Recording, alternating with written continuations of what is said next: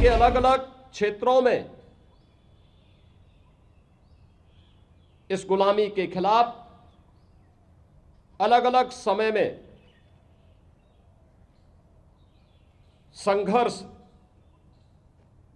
और आंदोलन हुए। 1857 का प्रथम स्वातंत्र समर सामूहिक रूप से देश की स्वाधीनता के लिए किए गए प्रयास का एक महत्वपूर्ण पड़ाव था। जब बैरकपुर में शहीद मंगल पांडे के नेतृत्व में, झांसी में झांसी की रानी लक्ष्मीबाई के नेतृत्व में, मेरठ में धन सिंह कोतवाल के नेतृत्व में,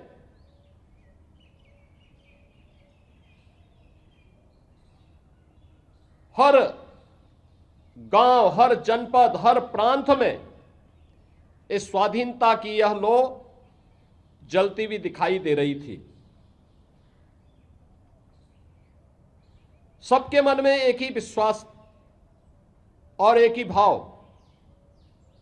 कि हमें अपने देश को विदेशी दासता से मुक्त करना है।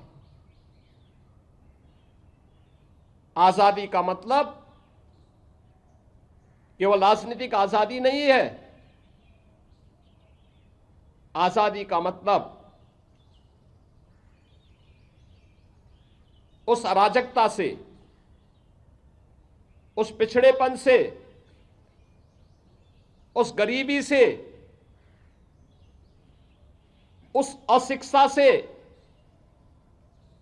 उस असमानता से भी सर्वथा मुक्ति है,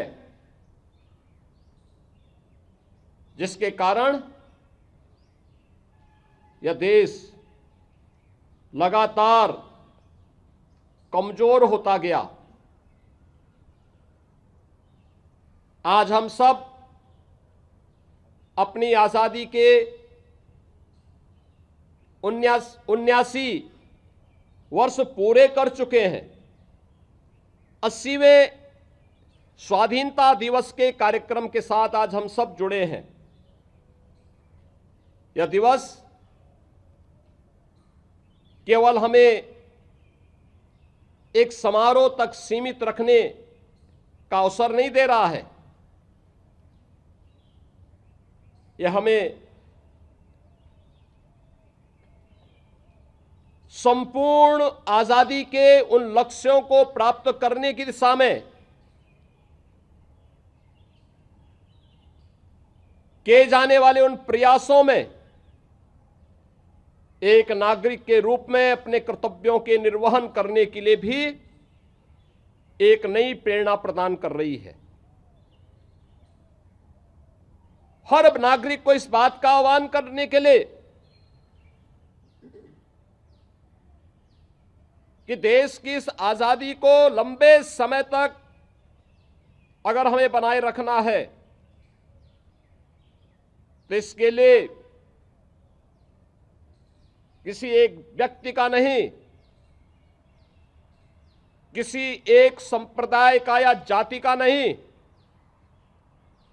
बल्कि पूरे भारत के 140 करोड़ लोगों को सामूहिक रूप से इस प्रयास को आगे बढ़ाने में अपने अपने क्षेत्र में समान रूप से योगदान देना होगा। जो अव्यवस्था, जो अराजकता, जो अशिक्षा, जो पिछड़ापन, जो असमानता 1947 में देश के सामने थी, पिछले 8 दशक में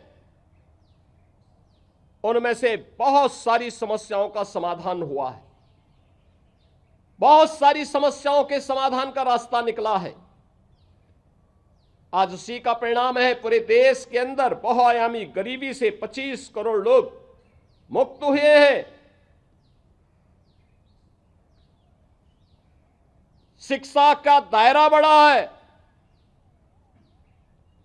बिना भेदभाव के शासन की योजना का लाभ समाज के प्रत्येक तबके को मिलना प्रारंभ हुआ है। विश्व स्तरीय अवस्थापना सुविधाओं का विकास हुआ है। हर व्यक्ति के जीवन को सहज और सरल बनाने के लिए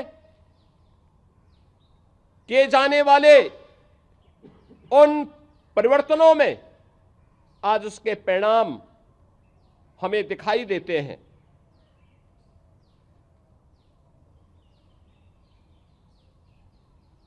और इन्हीं सब बातों को ध्यान में रखकर के प्रधानमंत्री मोदी जी ने पूरे देशवासियों से इस बारे में कहा कि हमें अराजकता पर विजय अगर प्राप्त करनी है, असमानता पर विजय प्राप्त करनी है, अशिक्षा पर विजय प्राप्त करनी है, तो हमें देश को बांटने वाली ताकतों से पूरी सतर्क रहना होगा। देश को कमजोर करने वाली ताकतों से सतर्क रहना होगा। और इसके लिए उन्होंने कहा कि देश के अंदर केवल 4 जातियां हैं, हम उसको फोकस करते हुए अगर कार्य करेंगे तो परिणाम और अच्छे आएंगे।